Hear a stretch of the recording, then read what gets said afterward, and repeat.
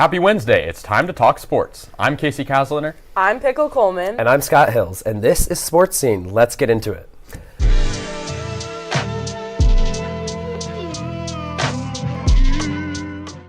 So, Scott, with the Trojans' woes this season, who do you put the most blame on? You know, defense wins championships, and it's easy to point fingers at Alex Grinch as a defensive coordinator. And yes, he is at heavy fault for some of this team's defensive weaknesses. There is talent on this defense, but it's hard to execute when your defensive coordinator doesn't put players in positions to do so.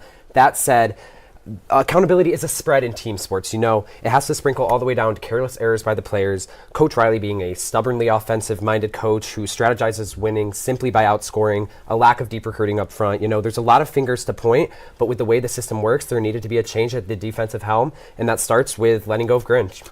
I personally think a move to the Big Ten in the long run is going to be good for teams like USC and these other Pac-12 teams, you know, just in pushing competition across all athletics. The history and culture of the Big Ten is really unbeaten across all conferences.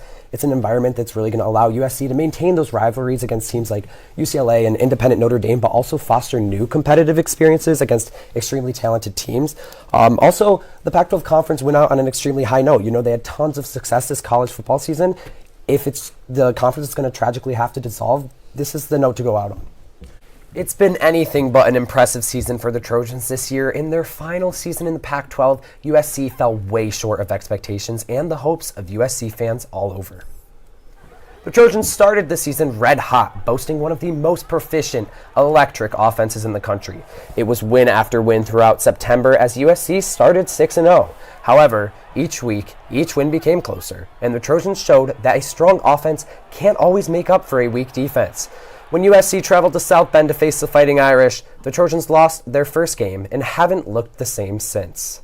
You know, for me, the talk about this team has been all Bronny James and Isaiah Collier, these two powerful freshmen, but I'm excited to see how DJ Rodman, son of basketball great Dennis Rodman and grad student transfer from Washington State, can contribute to this team. You know, he's a veteran player, but he's a new face on this roster. I think he's going to be a leader right off the bat. You know, Collier is a young player who's jumped right into stardom. It makes sense that he's a little stubborn in sharing the ball, but if this team wants to have the season they've been hyped up to have, they need to be more consistent offensively and not turning over the ball, sharing the wealth across the court, making more easy baskets. Joshua Morgan has also been really clean for them, as you mentioned, Pickle. They have big games ahead. It's early in the season. I think it's too soon to write off this USC team. They still have plenty of months of play ahead of them. Number 22 women's soccer got back to its winning ways on Sunday after a 2-0 win over Cal. They drew with then number 4 Stanford last week, with the victory over the Golden Bears snapping a 4-game winless streak.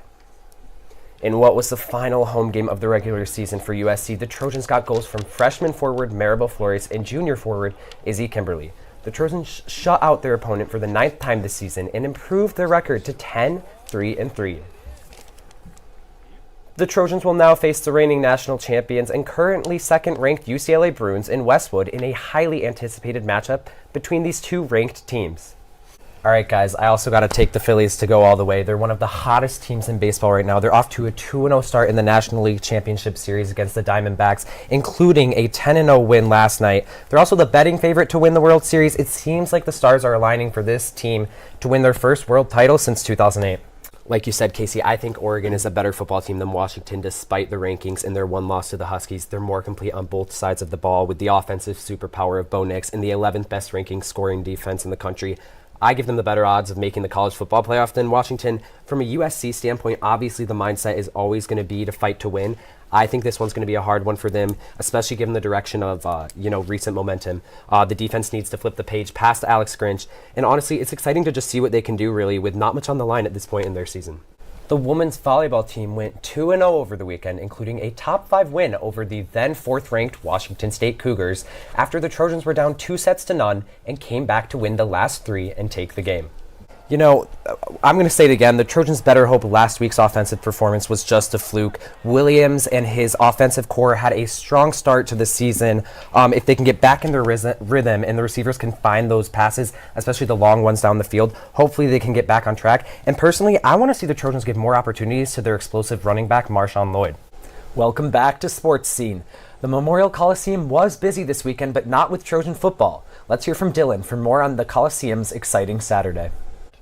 We'll have to see. Well, thanks everybody for watching Sports Scene. For everyone at Annenberg Media, I'm Casey Kasliner. I'm Scott Hills. And I'm Pickle Coleman. Have a great rest of your week, and as always, fight on.